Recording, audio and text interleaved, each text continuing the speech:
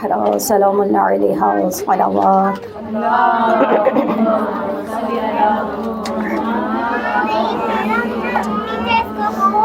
خوشنودی برای چهارده معصومین علیهم السلام صلوات.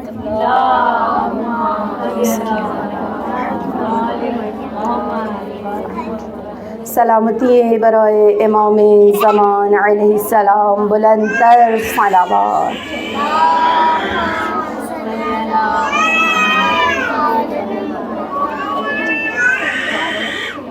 جتنی امام زمان علیہ السلام سے آپ محبت کرتے ہیں نا، اتنی ہی طاقتور آواز اور بلند آواز کے ساتھ بچوں درود بھیجو.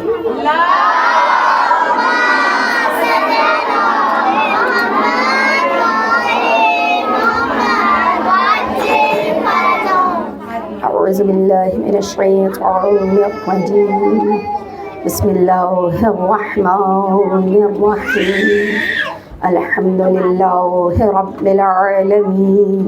افضل الصلاة والسلام على اشرف الانبیاء والمرسلین والطیبین الطاہرین المعصومین المنتجبین المنتخبین المظلومین المتطہرین. لا سیما بقیت اللہ العظمى وآیت اللہ الکبریٰ وحجت البالغ ابی القاسم محمد.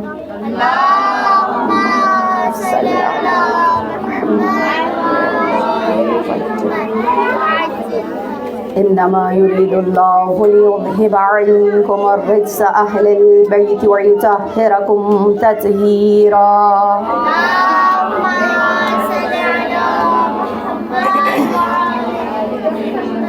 رب اشرح لي صدري ويسر لي امري واحلل عقدة من لساني يفقهوا قولي. اما بعد فقد قال الله تعالى في كتابه المجيد وفرقانه الحميد وقوله الحق فهو اصدق القائلين. بسم الله. اعوذ بالله من الشيطان الرجيم. یا ایہا الذین آمنوا اتقوا اللہ وکونوا مع الصادقین. مالک کائنات، خالق کائنات، جو رحمان و رحیم بھی ہے، سمیع علیم بھی ہے، جبار و قہار بھی ہے، قوی و عزیز بھی. وہ ذات رب ذوالجلال کہ جس کی جتنی بھی حمد اور ثنا کی جائے وہ کم ہے، حق ادا نہیں کیا جا سکتا. قرآن میں متعدد مقامات پر ارشاد ہوتا ہے سبح للہ ما فی السماوات و ما فی الارض. یسبح للہ ما فی السماوات والارض، کہ زمین اور آسمانوں کے مابین جو کچھ بھی ہے وہ اس کی تسبیح و تقدیس و تمجید میں مصروف اور مشغول ہے. لہٰذا ہم کلام معصومین علیہم السلام میں بھی دیکھتے ہیں کہ جب بھی ائمہ طاہرین علیہم السلام نے کلام کا آغاز کیا رب ذوالجلال کی حمد اور ثنا سے اور اس کے ذکر سے. کیوں کہ قرآن کہتا ہے الا بذکر اللہ تطمئن القلوب، کہ کیا کوئی اور چیز بھی ہے جو دلوں کو اطمینان بخشے؟ نہیں، یہ صرف اور صرف ذکر پروردگار دو عالم ہے.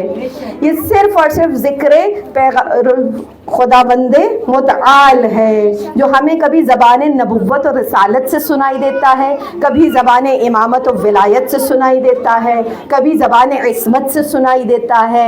ہم اگر نہج البلاغہ اٹھائیں تو وہاں دکھائی دیتا ہے، صحیفہ سجادیہ اٹھائیں تو وہاں دکھائی دیتا ہے، خطبہ لما اٹھائیں جناب فاطمہ الزہرا سلام اللہ علیہ کا تو وہاں دکھائی دیتا ہے. ہمیں کعبہ سے لے کر مسجد نبوی تک اور مسجد نبوی سے لے کے آنگن جناب فاطمہ الزہرا سلام اللہ علیہ تک اور آنگن جناب فاطمہ الزہرا سلام اللہ علیہ سے لے کر ہم نے انتہا دیکھی اس ذکر کی میدان کربلا. اتنا بلند کیا. کیسے کیا ذکر؟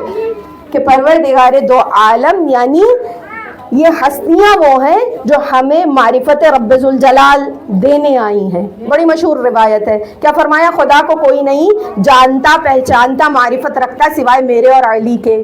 مجھے کوئی نہیں جانتا سوائے خدا کے اور علی کو کوئی نہیں پہچانتا سوائے میرے اور خدا. یہ ایک ایسا ربط ہے، نورانیت کا ربط ہے. خدا نے فرمایا نا، کانا کنت کنزا مخفیا واحببت ان اعرف فخلقتک، میں چھپا ہوا خزانہ تھا، میں نے چاہا کہ پہچانا جاؤں. کس طریقے سے پہچانوایا خود کو؟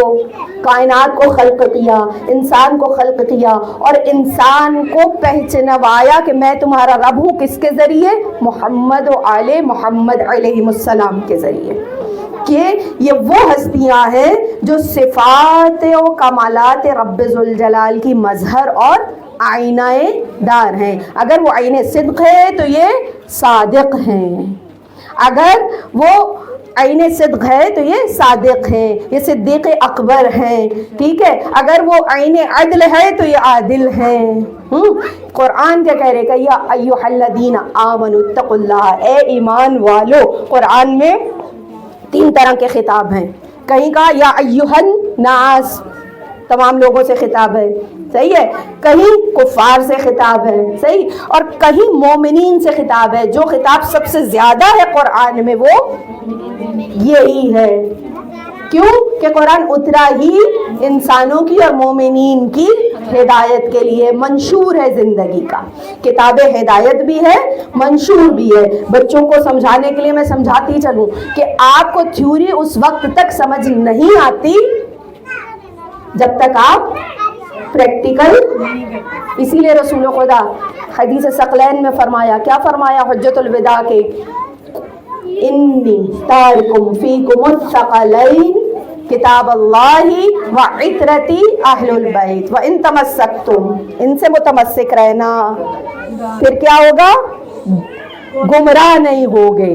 تم گمراہ نہیں ہوگے. میں 2 گراں بہا، 2 گراں قدر چیزیں تمہارے درمیان چھوڑا جا رہا ہوں. ایک کتاب خدا ہے اور دوسری عطرت ہے. ایک تھیوری ہے اور دوسرا اس کا پریکٹیکل ہے. قرآن کہتا ہے اقیموا الصلاۃ وآتوا الزکاۃ، لیکن قرآن نماز پڑھ کے نہیں دکھا سکتا، قرآن زکوٰۃ دے کر نہیں دکھا سکتا. ایسے ہی ہے، وہ قرآن صامت ہے اور یہ قرآن ناطق ہیں. سمجھ آ رہی ہے میرے چھوٹی بچیوں کو؟ میں آپ کے لیے یہ مثالیں دے رہی ہوں، ورنہ آپ کی جو والدائیں ہیں نا، امائیں ہیں، ان کو سب کو پتہ ہے. صحیح ہے. تو قرآن کیا ہے؟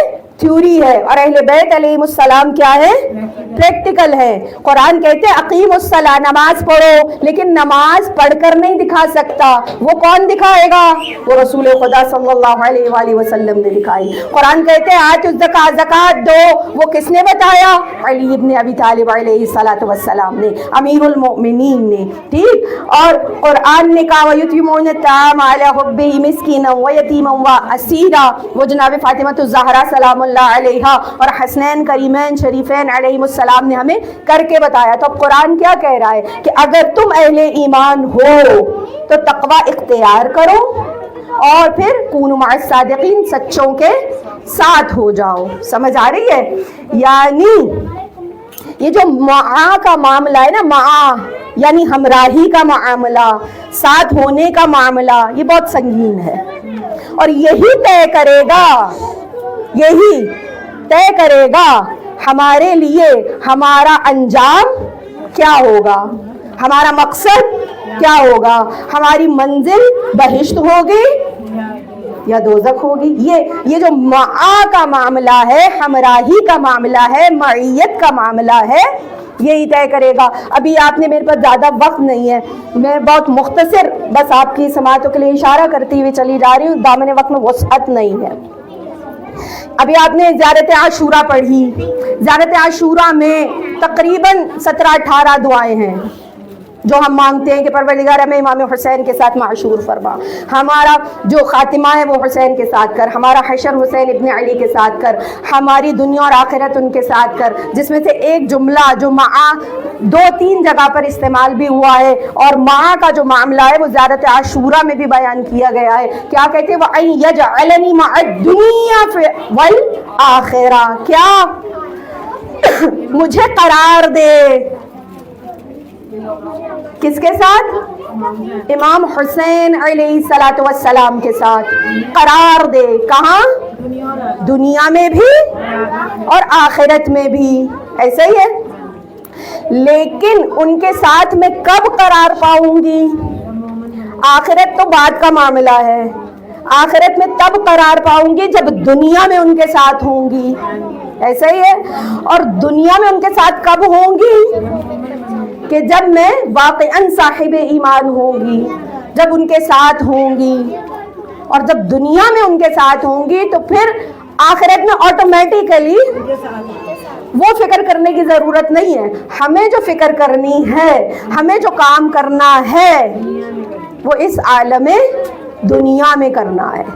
آخرت کا معاملہ جب دنیا میں آپ عمل کریں گے تو آخرت کا معاملہ خود بخود اس دنیا کے عمل کے ساتھ جڑ جائے گا. کس طرح؟ مثلاً ایک طالب علم کہتا ہے کہ جی وہ کامیاب ہو، وہ فرسٹ آئے، وہ فرسٹ ڈویژن میں پاس ہو، بہترین نمبر لے. ٹھیک ہے. اب اس کا یہ بہترین نمبر لینا، اس کا یہ فرسٹ ڈویژن میں پاس ہونا کس کے ساتھ جڑا ہے؟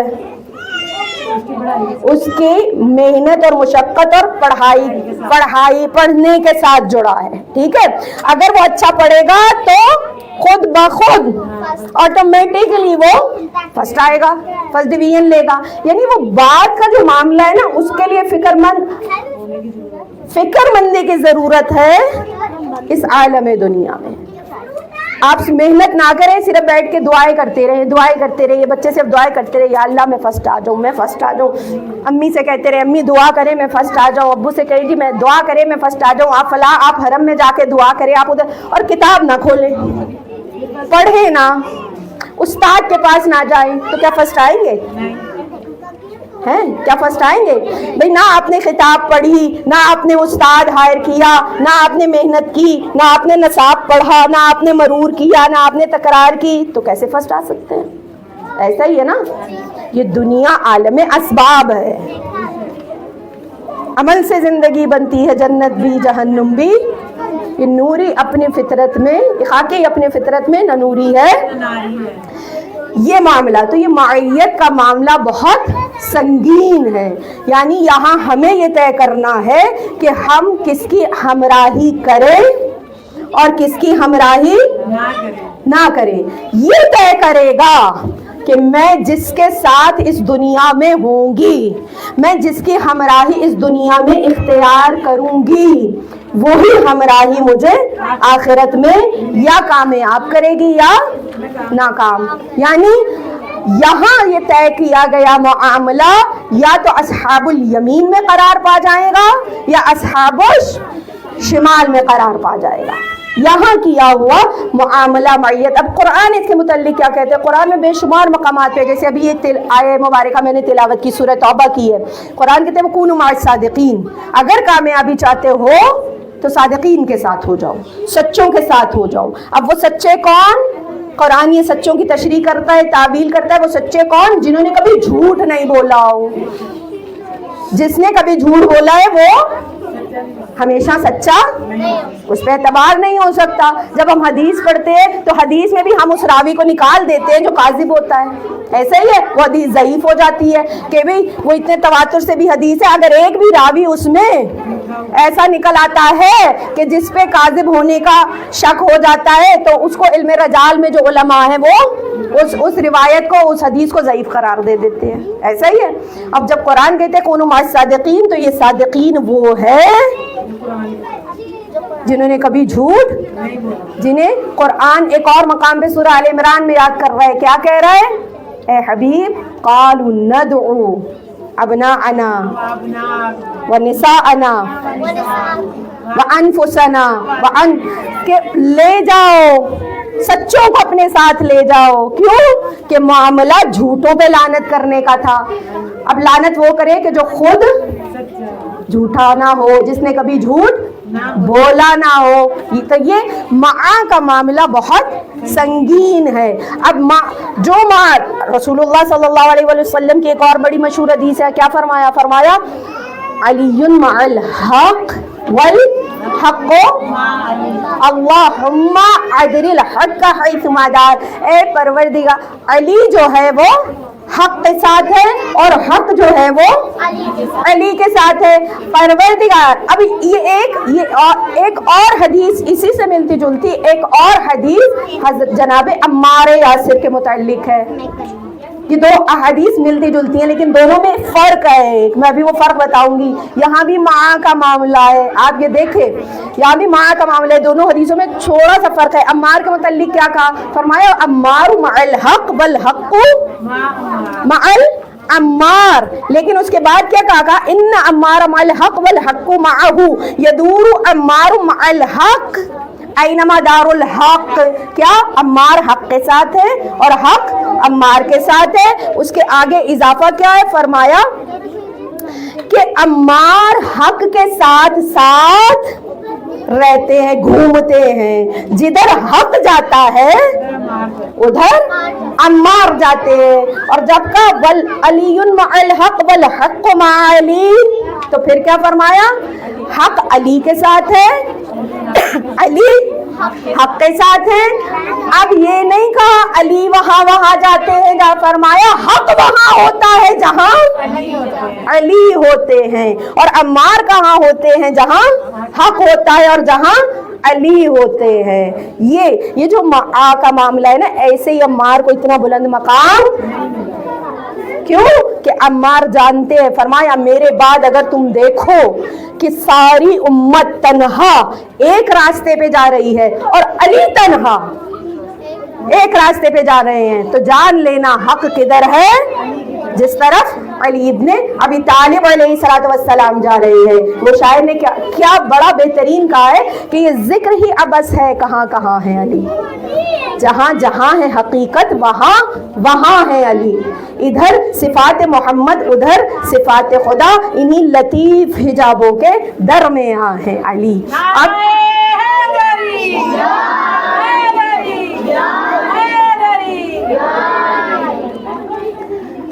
تو جہاں ہم یہ سمجھتے ہیں کہ حق اہل بیت کے ساتھ ہے، وہیں ہمیں بھی انہی کے ساتھ متصل ہو جانا ہے. قرآن میں ایک اور مقام پر ماں کا معاملہ ہے. قرآن کیا کہتے ہیں؟ سورہ مدثر میں لوگوں سے روز قیامت سوال ہوگا. کن سے؟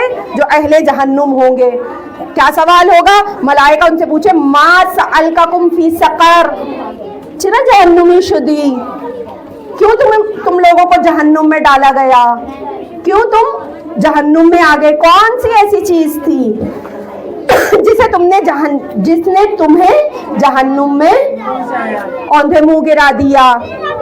اب وہ کیا جواب دیں گے؟ یہاں بھی آیت میں وہ کُنَّا نَخُوضُ مَعَ الْخَائِضِينَ، کہ ہمیں کچھ لوگوں کی ہمراہی نے، معیت نے، ساتھ نے اس جہنم میں اوندھے منہ گرا دیا. وہ کون ہے؟ وہ 4 قسم کے افراد ہیں. یہ سن لیے، وہ 4. اگر ہم چاہتے ہیں کہ ہمارا خاتمہ بالحق ہو، ہمارا خاتمہ بالخیر ہو، ہماری دنیا حسین ابن علی علیہ السلام کے ساتھ ہو، تو ہمیں یہ سمجھنا ہے کون سے 4 افراد کی ہمراہی اختیار نہیں کرنی. سورہ مدثر فرمایا وہ 4 افراد کون؟ ایک تارک الصلاۃ، جو جان بوجھ کر نماز چھوڑ دے. سن رہے ہیں؟ خاص طور پہ میری چھوٹی چھوٹی بچیاں، بیٹیاں. فرمایا اگر چاہتے ہو امام حسین کے ساتھ رہو اور امام حسین تم سے محبت کرے، تمہارا خاتمہ امام حسین کے ساتھ ہو، دنیا میں بھی اور آخرت میں بھی، کہا ان لوگوں کی ہمراہی اختیار، ان کے راستے پر ایک تارک الصلاۃ، جو جان بوجھ کر. دوسرا جو فقراء کی کمک نہیں کرتا، یعنی صدقہ نہیں کرتا، مدد نہیں کرتا. تیسرا فرمایا منکر قیامت، جو قیامت پر یقین نہیں رکھتا، معاد پر یقین نہیں رکھتا. اور چوتھا وہی جو میں نے آپ کو بتایا وَكُنُّ نَخُوضُ مَعَ الْخَائِضِينَ کہ کون سے لوگ جو بےہودہ گوئی کریں، جو بےہودہ گوئی کریں. فرمایا اگر ان کی ہمراہی اختیار کرو گے تو قرآن یہ کہہ رہا ہے پھر تم یہ وہ 4 چیزیں جو بتائیں اہل جہنم نے کہ چونکہ ہم ان 4 لوگوں کی ہمراہی میں تھے، ان 4 قسم کے افراد کا ہم ساتھ دیا کرتے تھے، ان کے ساتھ تھے تو ان کے ساتھ کا ہمارے اعمال پر بھی اثر پڑا کہ ہم جہنم میں گرا دیے گئے. اب اگر ہم یہی معاملہ ہم کربلا میں دیکھیں، اصحاب امام حسین علیہ الصلوۃ والسلام میں دیکھیں تو یہاں پر ہمیں اصحاب امام حسین دکھائی دیتے ہیں عفیف جیسے، حبیب جیسے، نافع جیسے. ایسا ہی ہے کہ امام کے جو اصحاب ہیں، جو 72 اصحاب ہیں، ویسے بہترین اصحاب ہمیں اور کہیں دکھائی نہیں دیتے. ایک ایسا شخص جو امام کی ہمراہی کرنے آیا لیکن وہ شہادت امام حسین کے بعد پہنچا، اس کا تذکرہ بہت کم کرتے ہیں، ممبروں سے شاید بہت کم ہوتا ہے. شاید آپ پہلی بار سن رہے ہو حفحاف ابن، میں اس کا پورا نام دیں، حفحاف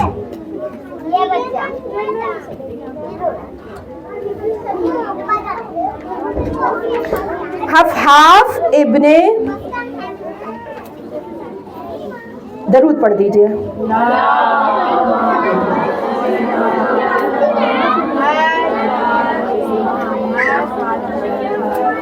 حفحاف ابن محند بصری، امام نے چند خطوط لکھے تھے، کچھ یمن کی طرف کچھ بصرہ کی طرف. یہ بصرہ سے آیا تھا لیکن یہ پہنچنے میں تاخیر ہو گئی اس کو. جب یہ پہنچا تو اس نے کیا دیکھا، میدان کربلا میں کیا منظر تھا، ہر طرف لاشیں بکھرے پڑے تھے. اس کو سمجھ نہیں آ رہی تھی کہ کون سا لاشا کس کا ہے. اب یہ پہنچا تو اس کو سمجھ نہیں آیا کہ یہ کس سے پوچھے، کیا کرے، کہ اس کا سامنا عمر سعد سے ہوا. عمر سعد سے اس نے پوچھا این حسین ابن علی، حسین ابن علی کہاں ہے. وہ نہیں جانتا تھا یہ عمر سعد ہے. پوچھا این حسین ابن علی، حسین کہاں ہے. وہ ہنسنے لگا، کہا حسین تو مارے گئے. اس نے غالباً نشاندہی کی کہ فلاں جگہ حسین کا لاشا پڑا ہے. تمام اصحاب حسین شہید ہو گئے، حسین مارے گئے، حسین شکست کھا گئے، ہم جیت گئے. جب یہ کہا اس نے وہی اپنی شمشیر نیام سے نکالی اور عمر سعد پر وار کر دیا. جب عمر سعد پر وار کیا، عمر سعد نے جوابی وار کیا، یعنی ایک مرتبہ پھر سے جنگ ہوئی. یہ 2 افراد کے درمیان جنگ ختم ہو گئی تھی، سب تمام ہو چکا تھا، خیمے تاراج ہو چکے تھے، لیکن یہ پہنچا پھر اس نے پھر عمر سعد سے جنگ کی. اور تاریخ لکھتی ہے کہ وہاں یہ ٹکڑے ٹکڑے ہو کر شہید ہو گیا. یہاں سے ہمیں کیا سبق ملتا ہے کہ بے شک وہ پہلے نہیں پہنچ سکا، بے شک وہ تاخیر سے پہنچا، لیکن چونکہ وہ حق پر تھا، حق کا ساتھ دیا، حسین ابن علی علیہ السلام کا ساتھ دیا، تو چاہے بعد میں ہی صحیح لیکن اس کا خاتمہ خیر ہو گیا. اور یہی معاملہ آج ہمیں ذکر امام سجاد علیہ السلام کرنا ہے. آقا کی بارگاہ میں تسلیت پیش کرتے ہیں ان کے جد کی، مظلوم ترین امام سجاد، کہ جن کی امامت کا آغاز عصر عاشور. کسی امام کی امامت کا آغاز ایسا نہیں ہوا جیسا امام سجاد علیہ السلام کی امامت کا آغاز ہوا. کیسی مظلومی ہے. کربلا کے بعد 35 برس امام حیات رہے ہیں، لیکن 35 برس میرے آقا نے اتنا گریہ کیا ہے، اتنا گریہ کیا ہے. جب بھی کوئی آتا ہے بابا کو یاد کرتے ہیں، میرے آقا گریہ کرتے ہیں. ایک شامی آیا، ایک شخص آیا، پوچھا کہ یبنا رسول اللہ آپ اتنا گریہ کیوں کرتے ہیں؟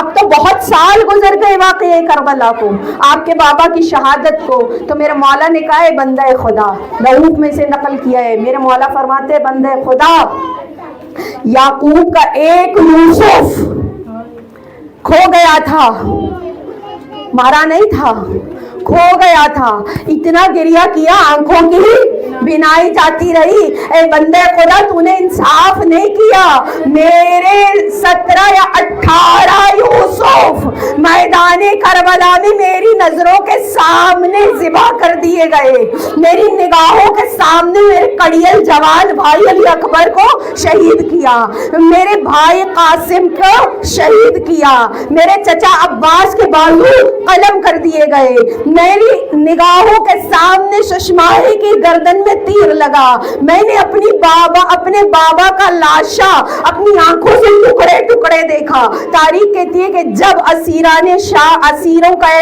اہل بیت کا قافلہ کربلا سے لے جا رہے تھے کوفہ کی جانب، تو جان بوجھ کر عمر سعد ملعون نے لاشوں کے درمیان سے اہل بیت کو گزارا۔ بس تاریخ کہتی ہے امام سجاد کی حالت متغیر ہو گئی، قریب ہے کہ روح قفس عنصری سے پرواز کر جائے۔ جب جناب زینب نے یہ دیکھا، جناب زینب نے خود کو اونٹ سے گرا دیا تاکہ امام کی توجہ ہٹ جائے، کیونکہ امام سے دیکھا نہیں گیا اپنے بابا کا لاشا، کہ لاشا امام حسین پامال ہو چکا تھا، ٹکڑے ٹکڑے بدن امام حسین ابن علی علیہ السلام قربان جائیں مظلوم امام کے، قربان جائے کتنی مصیبتیں دیکھی، کبھی بابا کا لاشا دیکھا، کبھی خیموں کی تاراجی دیکھی، کبھی ماں بہنوں پھوپھیوں کو بازاروں میں شام کے کوفہ اور شام کے درباروں میں دیکھا،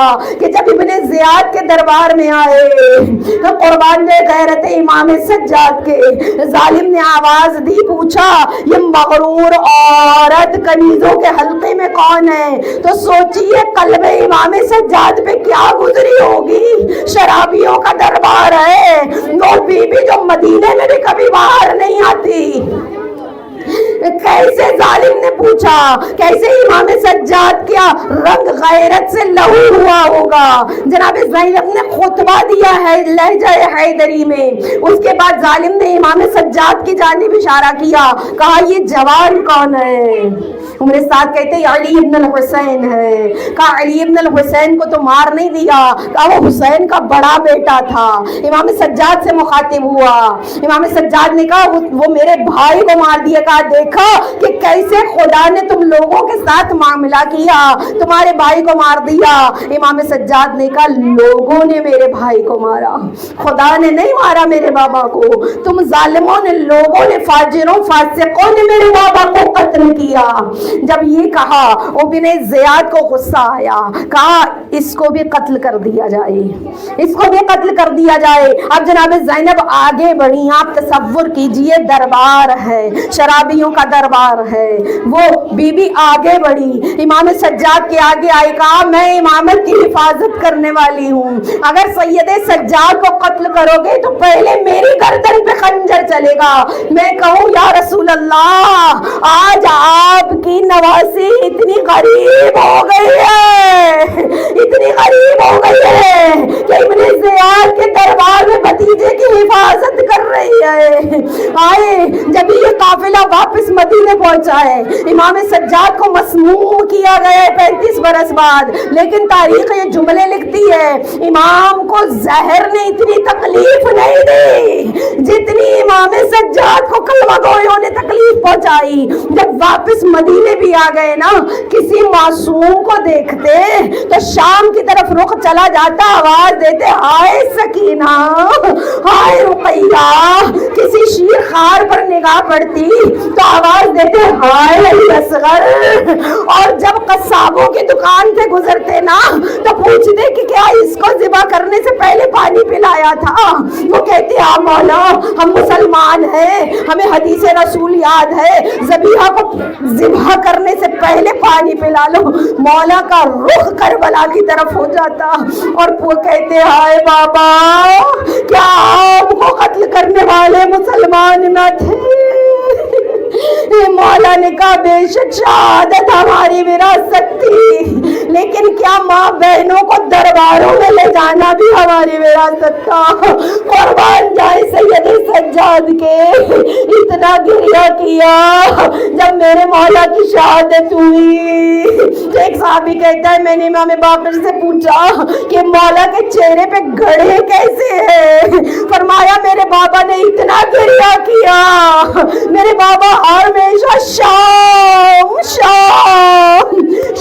کو یاد کر کے اتنا گریہ کرتے تھے کہ میرے بابا کے چہرے پہ نشان پڑ گئے۔